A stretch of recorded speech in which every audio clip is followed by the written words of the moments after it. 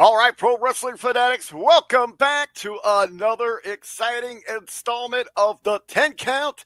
Hey, and hopefully, what's not going to happen to me here in the great state of the OHIO, but hopefully to you on this week's show, is that you get blown away. Yeah, pause. Big storms heading this way. As I told you, the sooner we can get to record, the better. Yeah, what the hell's going on over there in Ohio? You guys getting tornadoes? The hell's going on? Man, it's the Midwest, baby. It is the best, but it is the Midwest, and we deal with all sorts of fun and fantastic weather, especially this time of year. But hey, speaking of tornadoes, we have got 10 big topics, 10 big conversations to tornado our way through to kick things off on this week's episode of the 10 Count Posse. Man, it seems that since we have started this little adventure that we've come up with here. Man, somehow your boy keeps finding his way back into the headlines. He loves when you're talking about him. In this case, maybe not, definitely not so much as there's so much heat around him, but the old wifey poo, Linda Hogan, having a mental health meltdown on social media this past week. Just real quick to run down for those out there, Linda took to her social media platforms. You could just tell, man, she had just recently experienced like a botched Botox. She did not look well, no makeup, absolutely looked devastated, pretty much unloading that her family has been destroyed. She does have relations still with Nick, but hasn't talked to Brooke in 7 or 8 years. That Terry, Hulk Hogan, absolutely has just left her broken. Pause, if you want to add to that or your thoughts here. To me, obviously she looks unwell. There's obviously some issues there. But when the kids don't talk to you, especially the daughter doesn't talk to you, and obviously the dad is at the wedding, the dad is close with the family still, and obviously you got a great relationship with dad. You got to wonder what's going on with the mom. That's a really, really telltale sign that the mom screwed up. Something bad happened with the mom. So, like, I got to take Hulk's side, of course, as you would expect.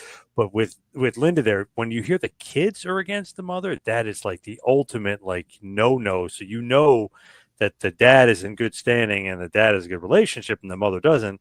Obviously, it's the mother's fault. She did something wrong, whether it was abuse or whatever it was, or, slept with her, friend who is her, the daughter's age, dating somebody 20 years younger. You're dating your basically your daughter's friend.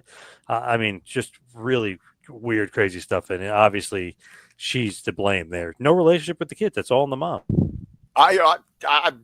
You're going to that deep look at the actual family dynamic. So I didn't realize that Hogan still had any kind of interaction with Brooke. I thought she kind of removed herself from the entire situation, which told me that Brooke was ready to put the entire Carney lifestyle behind her, a professional wrestling. I mean, the King Carney was always Hulk Hogan at the top of the mountain, knew how to play the game for better or for worse.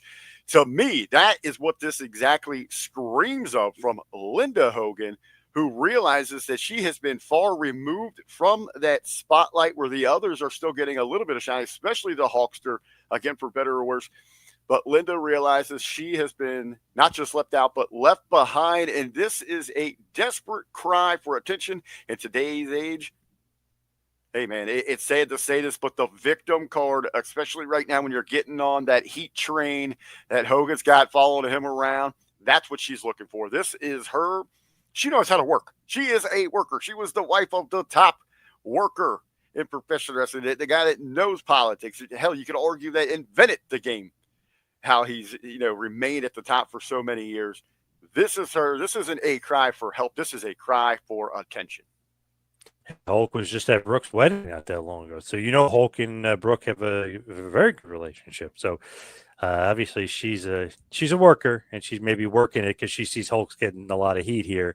But no, I'm not buying anything from that side of the camp at all. Well, let's talk, shift some gears here, talk about cry for attention, possibly. WWE wrapping up their Euro tour, their European tour there. They've been over there for a couple of weeks now, almost a month, correct? But one of the things, in the grading here, we'll look at the quality of shows, the enthusiasm, the build that we've got there, but also a big part of when they go over to the drink is the fan interaction. Man, and each and every show turns into a sing along. When you kind of incorporate all the ins and outs of professional wrestling, and when we look at successful shows and events, pause, how would you grade this European tour, or maybe overall when they go across the drink? I'd grade it pretty high. I don't know about like giving it like an A plus or anything, but I would grade it pretty high just because I'm reading, WrestleTick and all the different sites where they give you the ticket information. Pretty much all sold out. They all did pretty well. The crowd is really enthusiastic, so I give it a very high grade, maybe even an A, just for like money making business side of things. But I know a friend of mine was messaging me even this morning that he hates the European crowds. He doesn't like the sing alongs. He doesn't like that. He's like almost like you got to make sure the show is taped because they're going to sing for like 5 minutes, which is going to eat up 5 minutes of time. So I can kind of see his point, but I don't know. I said, hey, come on, it's sold out. Let the fans be happy. Let them do whatever they want. Yeah, maybe saying Roman Reigns for 5 minutes, might be a little bit of overkill, but I don't know. I gotta give it to them that they sold out those shows. They made a shit ton of money, so I don't know. I can't complain. There are a few points that you make there, Paz, that are undisputed. You can't argue. One, financial grand slam for WWE. They're selling out all of those arenas, all the other special attractions there. I mean, you got to imagine. I can't wait for the quarterlies to see the boost that we got from, just like the merchandise sales as well.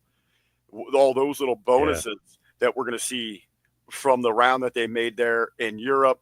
Again, the enthusiasm, you can't deny that they're hungry for professional wrestling. They love it on that highest level. They love that spectacle when they're making a tour, no matter what country they're in. It's night in, night out. Simply amazing. Also, to that business side, what a great arsenal you have of video library for when WWE is going to other maybe potential networks or sponsors, advertisers, to say, look at this interaction, look at this excitement that we get from our fans engaging with our program. If we can translate that into them and your product, what a major selling point. But I do have to agree. Now, I've had some friends, international friends, Jimmy T. We were just on a Smack Attack recording yesterday, and he was giving it to me. He's Australian. He's like, oh, you Americans, you're so cocky about this.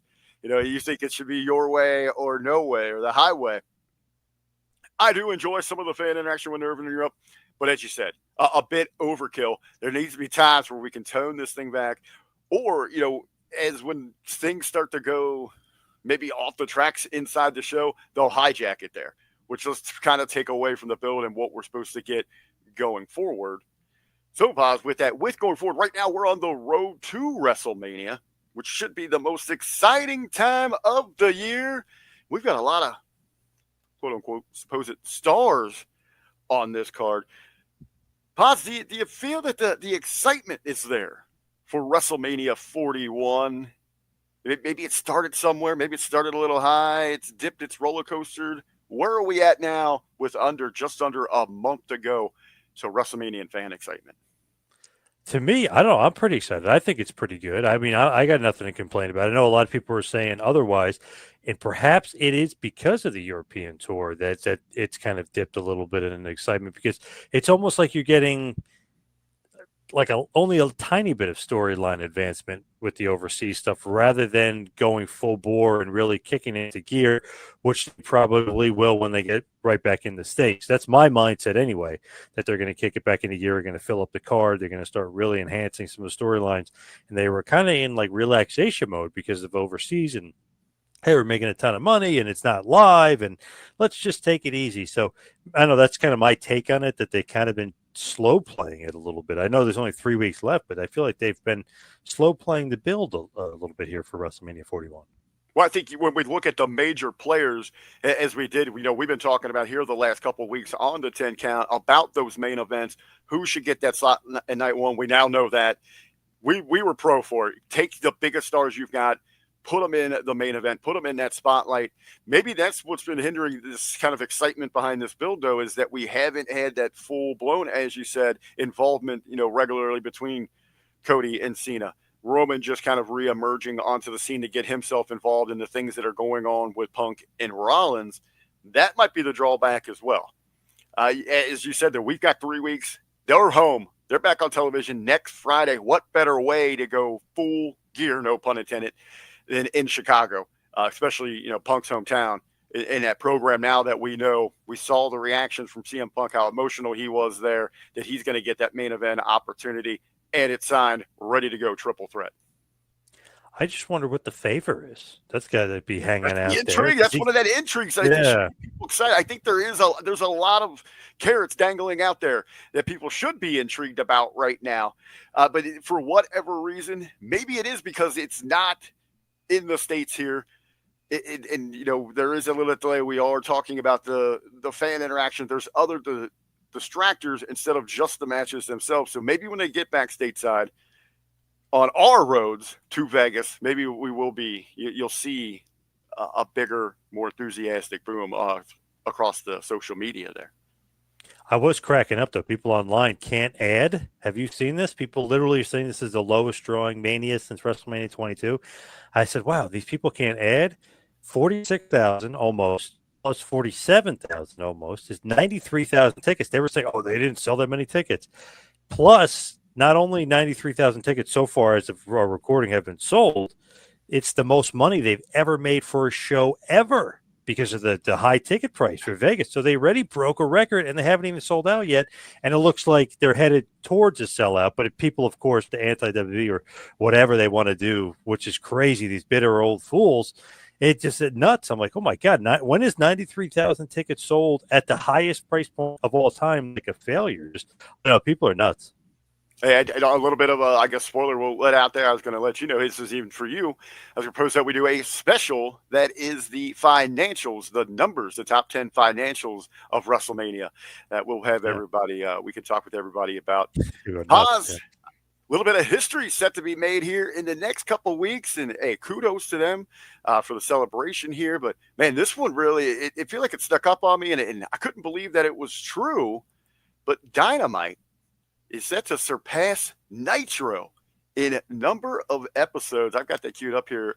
The stats on this, of course, here TNT was the home of WCW Nitro, which ran from September 4th, 1995 until March 26, 2001. Nitro ran for a total of 288 episodes. So Dynamite in St. Paul, Minnesota, this past Wednesday, was the 286th episode. The promotion will tie Nitro on April 9th and surpass it on a special night that they've got going on April 16th. Paz, I got to tell you, man, kudos to Tony Khan and the crew for such a milestone. But again, man, it felt, I don't know, because I was younger and it was such a huge part of my life. I feel like Nitro ran way longer than that. Here's the thing, too. Like, that's great. Congratulations, AEW. That's fine. Did they ever even close to ever touch the lowest rating for a Nitro ever? I don't even think they even came close to the lowest. Even at their highest, I did see. I think the lowest Nitro ever was like a 1.8, and the highest Dynamite was a 1.4 mil. Right. Yeah. So not really, close in that. Nitro beat Raw 83 straight weeks, really 90 straight weeks, really 104 weeks out of 117. So it's almost like, yeah, that's great and all, but you never even came close to really beating WWE. Yeah, they beat NXT when they did that kind of, I don't know, that to me, weak run with Adam Cole on top of NXT for a while. Just a weak NXT run, and they were able to beat him. But of course, you had Cody, you had Punk, you had WWE top stars. Now that you had that, and they don't have any more. So to me, it is great, but it's soft. You know what I mean? It's very, very soft. SAWFT soft. It's just super soft to say that they're going to beat Nitro, and never even close to even beating WWE ever. And Nitro just almost put WWE out of business. What you're talking about, just Nitro and WCW just beating WWE. No, I mean they were the number one back then. Yeah. Nobody was touching them. The NFL was cowering. I know it's so insane, right? Unbelievable to say that go off. Yeah. Friggin' nuts. Basically the NFL called WCW and WWF and like, can you please take wrestling off Monday nights? We're trying to do Monday Night Football here. Like this tradition of Monday nights, we're getting killed. That would never happen today. Forget it. I mean, 16 million people are watching like a horrible Monday Night Football game. It's crazy. I mean, it's absolutely insane. Well, again, congratulations to AEW. Well-deserved honor there. enjoy it. Maybe a little bit of a hurt, a little bit of a loss to AEW though the past week that we saw the news of Saraya is going to, she says, see ya to AEW. She also has a big book that's just been out here. She's been making the rounds, the media rounds, talking about her future. She got some big plans, but she's not ruling out a potential return to WWE. Would maybe like another shot there. Paz, my man, what do you see for the artist formerly known as Paige? If you're WWE, and if I was them too, I would sign her very, very soon. Like in an instant, I would sign her. She still looks like $1,000,000, maybe in the best shape she's ever been in. She just looks great.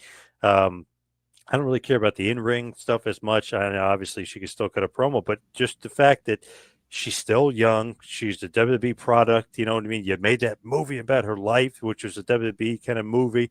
I would sign her in an instant. I don't even care if you're going to have her wrestle all the time. Just have her be a character, have her, maybe in NXT, just making spots. Then obviously do WWE Raw or SmackDown. I would sign her immediately. Well, you had mentioned, the ties to The Rock. Maybe will he have some interest, some influence in bringing her back into the fold, into the company? As you said, she does have a lot of things going on. The book, she has announced that, she has been filming some episodes for a podcast. It's kind of, I can't remember, it's something like, it's not Ridiculousness because that's already a show, but Rule Breakers. Rule Breakers, yes, where it's got a podcast meets Jackass or something like that. She also says that there's a dream role that she is getting set for. So she is a very, very busy woman. It's funny you mentioned that she still is young. It's one of those, we're almost like LeBron James. He's been around for so long, you forget that he's only in about our age, right around Right. our age. He started so young, and so did Paige. So it seems like she has been around forever. So we just think that she's older. Still a lot to offer as a talent, I believe. Maybe an ambassador, as you said, maybe a few more matches in her to really put some girls over. There is a draw about her. People do gravitate towards her. So there is money to be made. I'm not saying it's got to be a priority one. Get her, geared up, ready to go for WrestleMania to help for this lackluster draw, if you will, if the fans aren't interested. But down the road, if there is a spot, don't hesitate to call her on that. Absolutely. Well, another big name for the female wrestlers out there that seems to be a free agent. This one quite a stir, as so many inside the business took to social media. Really surprised about this big departure. Gail Kim gone from TNA wrestling, as she was such a big contributor backstage there. That was a weird one to me because all the stuff that I've read, and my buddy Lavi, we always do the Business of the Business podcast. We always talk very fondly of her and how like she has such good placement in TNA, not just in front of the camera sometimes, but obviously behind the camera, even with talent relations, she had played such a pivotal role. And boom, she's gone. It just almost didn't make sense. There almost has to be more to the story. There's got to be something else going on behind the scenes for that to happen. Yeah, as you'd mentioned, Gail Kim, absolute legend, and really helped define TNA, not just a women's division, but as a company for so many years. And when we talk about women's wrestling going, from that sideshow, bra and panties things to an actual attraction that was wowing, stealing the shows, a lot of that was Gail Kim in TNA wrestling. Tremendous wealth of knowledge, was doing so much backstage recently for them. TNA itself, though, in Anthem, they've been regularly going through a shakeup. I mean, since getting rid of Scott D'Amore, what are we on our second or third already head there of the company? Yeah. Yep. We've had some shakeups in the creative. No Delirious now, seeing that he is going on board to help out. I did see some reports there that not the leadership, but beyond him, with the new heads of the TNA who's overseeing that department, that Gail just wasn't one of their people. I do have a question here. Maybe want to weigh on this quickly. Throw it out there for those that leave us a comment though below in the comments. I don't really know too much about the details, political background of Anthem itself, but it does seem that in a lot of these shakeups, they are quick to remove from TNA anyone that really leans kind of hard to the left. And Gail's kind of outspoken in that direction. That I didn't even think of. I just figured maybe there's somebody that, one of the higher ups didn't like her. Maybe she's too outspoken because obviously she's gay. Okay, but she could be outspoken. You know what I mean? She can have her own opinion. So I'm not really sure about that at all. I don't even think about that aspect of it. Could be. It very well, could be. To me, though, it's just weird. It's like they're doing so well. They just had those two back-to-back dates in El Paso, which was like their best back-to-backs ever, like basically the biggest crowds ever. They did so good, and then they shake up the company again. I just don't understand what the hell's going on. It just seemed like you got the WWE deal, you had those El Paso dates. Like, it just seems like they're killing it, and then all of a sudden, boom, they got to have a shakeup, and they got to fire somebody, and they got to move on. It's just odd. It's very strange the way they operate over there. Well, they are certainly keeping their employees and the fans on their toes with the directions that they've got going on there in TNA wrestling. Now, pause. One of the great things about the internet, and here on the 10 count, is our love for debate. Throwing things out there, comparisons from today to the past, and all that. We're talking a little TNA wrestling. We're talking AEW. We're talking W. The drastic styles there. Big time recently, AEW kind of a big target for this one here, especially with the Moxley thing. And just not even fans speaking out. I'm thinking about the Moxley with the nails to the back recently here, but the deathmatch style of professional wrestling. But even Rob Van Dam recently spoke out. They said, he got to see what happened to Moxley there. That wasn't his cup of tea. He doesn't like this new generational style of professional wrestling. And we regularly see to the defense, especially in a case with an ECW, not just a legend, an icon in Rob Van Dam. So many fans that use the counter. Well, what about ECW? They were so ultra-fired. They were the originators of this. How can you old SOBs, you grandpas, sit there and tell us how great that era was, but then absolutely crap all over modern day deathmatch wrestling? Paz, what is your reply to something like that? It is weird because I guess that's like kind of like an easy comparison, almost like they think it's a layup to do that. To me, I think man, it's, I I don't think it's a know. lack of understanding. Yeah, to me, I don't know. I'm not really seeing that. And whenever they do that, I always think like maybe they didn't really watch, or maybe they're not old enough to have seen it. But to me, it's interesting too because it's very opposite. AEW seems like, and maybe I'm crazy, I think they have a strong roster, terrible booking. ECW, not a great roster, good booking. So it's like the opposite, really, if you think about it. ECW and AEW really don't really have a lot of parallels. I know they did some obviously extreme stuff, but like the nails and stuff and the syringe, the drinking of the blood, they never like took it that far. That's more like CZW than ECW to me. And I think with these death match companies you're talking about, with 2CW, with what was the one out there that they had, the porno guy ran out there? Oh, XPW, yeah, Rob Yeah, Black. that they ran out there. To me, it's a case of one, as you said, so many people today that try to make that comparison, use that as an argument, didn't live through that era. So they didn't really get to experience what it was. So they're truly missing the greatness that was ECW. And it was about bringing together a generation representing those that wanted to hear Rage Against the Machine. It was society fighting back at that time, and ECW was so magnificent in creating characters that were relatable to everyone. You could find someone to live vicariously through there and go along on that journey. The storytelling was so magnificent, and the talents themselves weren't what we were used to in professional wrestling. They were raw, they were gritty, they were real. Again, we could relate to them. But it also was, when you're making a comparison with like something like AEW in ECW, remember ECW, it was what it was. It was an underground cult following that got a little bit exposed when it went to television, that it wasn't really ready for that mainstream audience. Wasn't really that great, to be honest, when some of those TV shows and some of the pay-per-views.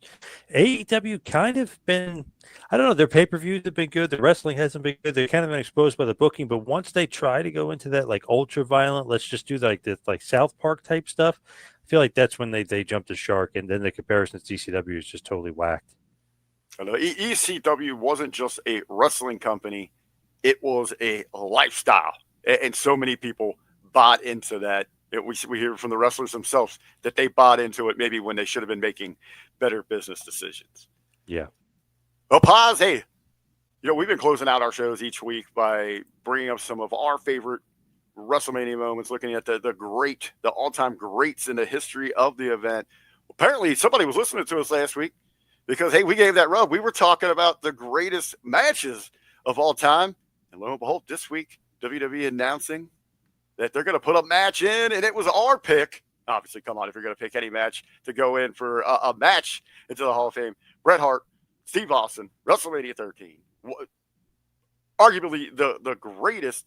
Paz, I do want to get your take on this, though. Your thoughts on now that we're including matches instead of just individuals, tag teams, and factions into the WWE Hall of Fame. Pretty cool idea. I know UFC's been doing that for a while, and I heard that somebody from USC recommended that to WWE, and WWE basically took it and was like, that's a great idea. We're going to do it. So basically, kudos to UFC and kudos to WWE for kind of saying that's a great idea. But can you get a better match than Austin versus Hart, WrestleMania 13? I don't think so. Arguably the greatest WrestleMania match of all time. To many people, it is the greatest WrestleMania match of all time. So perfect starting point. I love that they're doing this. I love that they're putting matches in, especially when they're not going to, induct a lot of the dead wrestlers, or they'll only do one dead wrestler per year, and they don't want to, kind of go overkill on that. Then it's great to get two guys that are still alive, that are two huge names in WWE history, to the, do the absolute best, and one of the greatest matches. Awesome to honor it. Great idea. You talk about setting the bar high. You're going with number one. So we said arguably the greatest. Back your head here. Speculate on this for a minute. Think they stayed away from the slam that set everything up because there's all the heat here on your boy. But hey, I do gotta agree with you, Paz. I'm okay with this thing, but I would hope that this would push the company to actually now create a physical Hall of Fame, a destination for fans. If that be it hooking up with one of these amusement parks, Universal would be a great location for something like that, or these wheeling and dealing, all these business happenings out in Vegas for WrestleMania week. We say they're moving NXT out there. You've got that UFC home base. Let's come up with a destination for tourists and fans to head upon a city to partake in all of this awesomeness that is professional wrestling history. Because having these matches, this screams something where you got interactive attractions. Would be a great idea. I would do it, especially maybe Vegas, maybe Florida. I would prefer Florida, but yeah, either or probably works. Well, that's just because you're an East Coast guy. It's easy for us to get down there. I'm going to go to Vegas, baby. I'm going to Vegas. And when I get there, I'm going to make the grandest of entrances. And that's our big WrestleMania topic this week, as we are just a few weeks away. Mr. John Paz, what is your pick for the greatest WrestleMania entrance of all time? I'm thinking very simply, and it was great. WrestleMania 8. I know people would maybe disagree. When Hogan comes out and they think it's his last match, they think it's his last Mania match, and he comes out and he just puts the hand on the hips, and you get that long camera angle. Very simple, nothing crazy, nothing overdone. And they take and he takes the look around. He just soaks it in of the 70,000 people that are there in Indianapolis, and he's just soaking it in. But I love the long camera, and I love the standing on the hips and looking around. He kind of did the same thing WrestleMania 7 too, which was great. But I love that entrance, WrestleMania 8, and I love Undertaker, WrestleMania 36. Now that we're dead, Metallica, him coming in on the bike. I thought that was one of the coolest, if not the coolest, entrances they could ever do. That was just awesome. All right, my shout out is not a single entrance, but going back in the day, I used to love the little rings that they would ride yes, to the big ring there. Those things were awesome. Hey, if we get a physical Hall of Fame, we need a bumper cars with those little rings in there. But my pick for the single greatest WrestleMania entrance of all time, and how can you freaking beat this? It's Rusev Day, and he rides in on a freaking tank. You can't beat that. And him and Lana, supposedly, knocking little boots in that tank beforehand. Hey, now they've renewed their vows. Maybe they'll get around to inside one of those things. Well, Pops, we are up against it. It means, you know what that means. It is time for the Pro Wrestling Pop of the Week. We got a lot of badasses in professional wrestling. We've got we got a lot of just badasses in the world, but I want everybody to know that you will never be as badass as these two right here. Yeah, Bam Nice. Bam and Vader enjoying an ice cold one. That is your badass pro wrestling pop of the week, pro wrestling fanatics. We will see you right back here next week. I mean, Media YouTube, the two-man power trip outlets. For now, that is it for this week's episode of the 10 Count.